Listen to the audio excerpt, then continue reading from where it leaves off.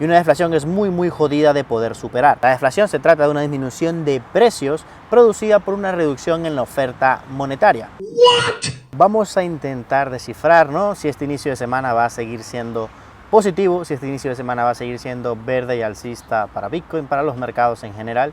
Y también obviamente vamos a conversar, ¿no?, temas macros importantes con relación a la inflación, con relación a la deflación que se puede llegar a incurrir si la Reserva Federal sigue aplicando esas medidas. Iniciemos por el gráfico diario y podemos ver justamente cómo las zonas que tenemos marcadas donde empieza a tener reacción el precio, y obviamente esto no es casualidad.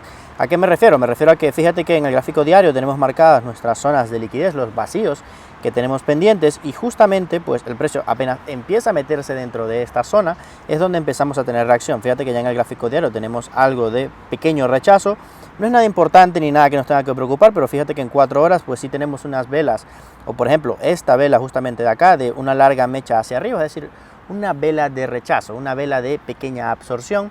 No creo que directamente sea el detonante para que el mercado caiga fuertemente, pero vemos que, como te lo mencionaba, tenemos que marcar las zonas importantes de la gráfica y a partir de allí empezar a tomar las decisiones. Por los momentos no tenemos lo necesario para pensar o para asegurar que de acá va a venir una reversión, pero lo que sí tenemos que tener en consideración, lo que sí tenemos que tener presente es que eventualmente va a venir el rechazo.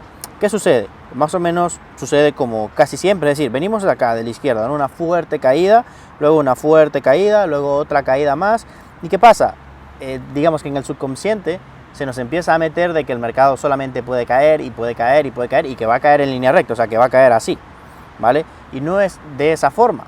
Y también sucede en sentido contrario, es decir, ahora mismo estamos en plena subida, fíjate, solamente lo único que hemos hecho es subir, subir, subir, subir, y pues ahora lo que creemos es que el mercado va a subir solamente en línea recta, y no es así. Eventualmente le va a llegar su momento correctivo, y ese momento correctivo es el que debes esperar para intentar unirte al movimiento si tú crees que el movimiento va a continuar siendo al alza. Entonces obviamente esa es la razón de ser de estos 4 bloques púrpuras que tenemos pintados, es decir, tanto este superior como este en el que estamos ahora mismo y estos 2 inferiores. ¿Por qué? Porque lo que tenemos que ver en estas zonas es que cuando el mercado llegue acá, ¿vale?, o en todo caso llega a este superior o un poco más arriba, son los niveles en los que tenemos que decidir si vamos a ir a finalmente buscar la liquidez más abajo para luego empezar a dar un rebote y una continuación de movimiento. En sentido contrario, si el precio empieza a desplomarse desde ahora, es decir, empieza a tener un retroceso más importante sobre estos niveles y empieza a meterse dentro de los recuadros púrpuras de la parte inferior, en ese caso lo que vamos a tener presentes o lo que tenemos que tener en consideración es si tenemos las señales suficientes para justamente desde acá agarrar el movimiento que en consecuencia debería ser al alza. Ahí va otra vez la mosca a joder. Pero en esta situación específica es donde justamente creo que debemos ser simplemente espectadores del mercado, a no ser que obviamente si vienes desde abajo, comprado en 18.000, 19.000 dólares, pues simplemente mantienes tu posición porque no tenemos señal de reversión por los momentos. Es decir, no tenemos una señal, esto es lo importante, no tenemos por ahora una señal de reversión, es decir, de que el precio se vaya a caer, pero a su vez tampoco tenemos una señal que nos pueda dar entrada para agarrar el movimiento y que continúe al alza. Por lo cual es simplemente una dirección alcista, ¿ok?, que mantiene el precio ahora mismo, una presión alcista que hay que dejar que se desarrolle. Sin embargo, el día de mañana va a ser clave porque vamos a tener a eso de las 2:30 de la tarde nuevamente la noticia sobre la inflación en el mercado americano. Obviamente esta noticia va a tener bastante repercusión en el mercado y aquí es donde vamos a parar un poco para explicarte ciertas cosas importantes con relación, bueno, a la economía, a la macroeconomía, de por qué es importante lo que puede pasar mañana y lo que puede seguir pasando con relación a las decisiones que vaya a tomar la Reserva Federal de aquí en más. Observa que si nos fijamos en la gráfica, el mercado actualmente lo que está esperando es que la inflación ceda. Es decir, tenemos 2 datas que vamos a estar esperando para el día de mañana. Uno de estos datos, que es el CPI month to month, fíjate como justamente tenemos una estimación de que sea de menos 0.1%, es decir, que sea menor a la data anterior de forma negativa. Y luego tenemos el Core CPI month to month que está esperando el mercado que se mantenga sobre el 0.3%. O sea, fíjate que el mercado ya está teniendo unas expectativas positivas con relación a lo que puede ser la inflación. Dicho de otra forma, se está esperando que la inflación ya se esté manteniendo o al menos reduciendo. Ahora, ¿por qué el mercado está esperando estas datas de esta forma? Si la economía está tan mal, si todo está tan caro, si los problemas se están acentuando, etcétera, etcétera, etcétera. Es importante que nos remontemos a este video que te estaré dejando por acá, también te lo estaré dejando el link acá debajo en la descripción para que lo vayas a ver si aún no lo has visto, desde hace más o menos unos 2-3 meses, donde estábamos hablando justamente cómo las políticas monetarias que iba a empezar a aplicar la Reserva Federal para finalizar este año, eventualmente iban a empezar a surtir su efecto. Es decir, estábamos viendo que el petróleo estaba bastante alcista, el petróleo en ese momento estaba sobre los $100, 100, 120 dólares, los commodities como el cobre, la plata, el gas, todo estaba totalmente disparado, ¿ok? De una forma pues abismal, y obviamente eso era lo que estaba generando una presión alcista en las datas de la inflación. Pero ¿qué te explicaba en ese momento? Te explicaba que las medidas que se iban a tomar siempre tienen un retraso, tienen una repercusión unos meses después de que se empiezan a aplicar.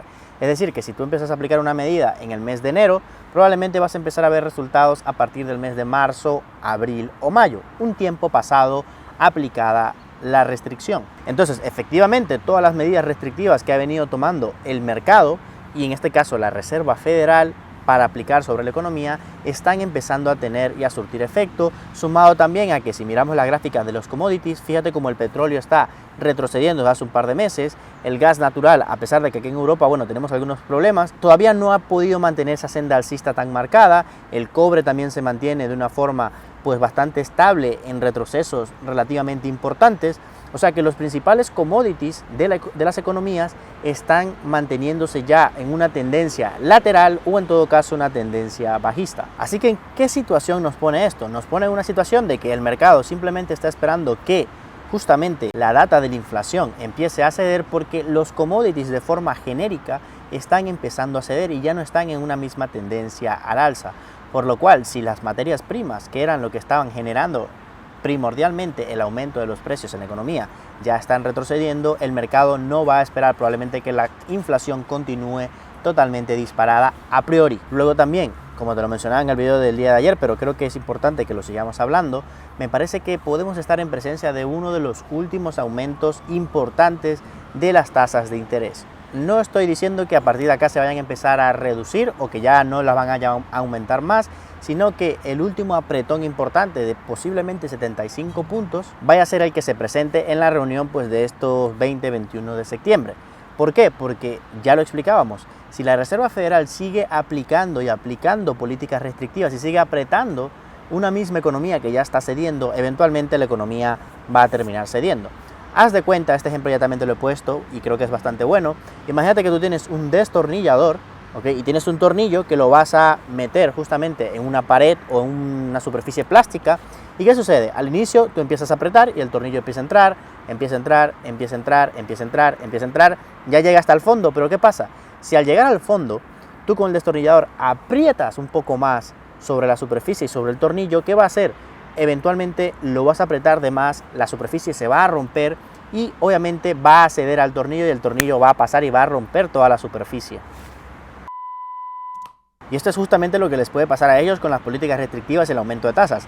Si llega un punto en el que se pasan un poco más de aumento de tasas de lo que necesitan, la economía va a ceder y se va a romper. ¿Cómo que se va a romper la economía, José? ¿Eso qué es? Pues van a provocar probablemente una deflación. Y una deflación es muy jodida de poder superar. La deflación se trata de una disminución de precios producida por una reducción en la oferta monetaria.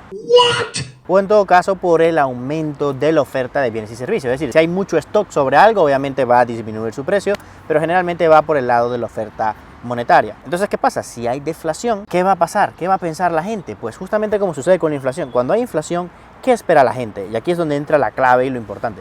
Cuando hay inflación, la gente lo que espera es que los precios sigan en aumento. ¿Es correcto? ¿Y qué hacen? Intentan comprar antes de que aumenten más. ¿Ok? Lo compro hoy porque mañana va a estar más caro. Pero en la deflación es al contrario. En la deflación la gente espera que los precios sigan cayendo. Es decir, la gente piensa, bueno, si este celular vale $500 hoy, me voy a esperar a mañana porque mañana va a costar 400. Es decir, la gente va a estar esperando que los precios disminuyan. José, ¿pero en qué nos va a afectar eso a nosotros si vamos a comprar todo más barato?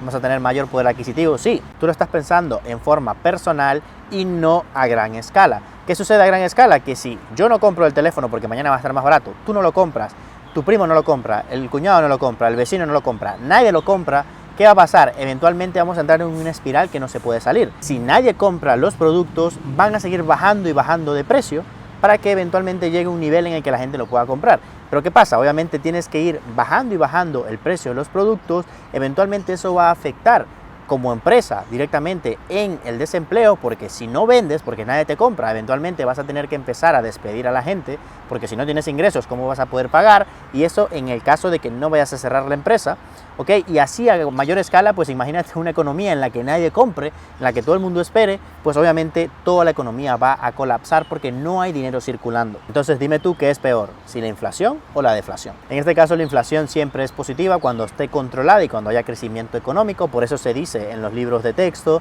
que una inflación de un 2% es lo que más o menos estaría dentro del rango normal, porque obviamente va a incentivar el consumo y hacer justamente lo contrario a lo que te acabo de explicar de la deflación.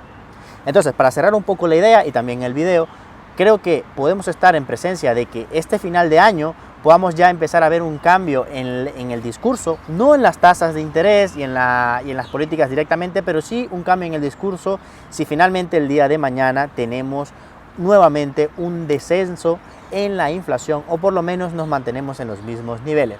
Obviamente si el día de mañana otra vez la inflación aumenta y pues todo lo que hablamos hoy queda en el aire, pues por lo menos quédate con esa idea, con esta pequeña introducción a economía que te acabo de dar.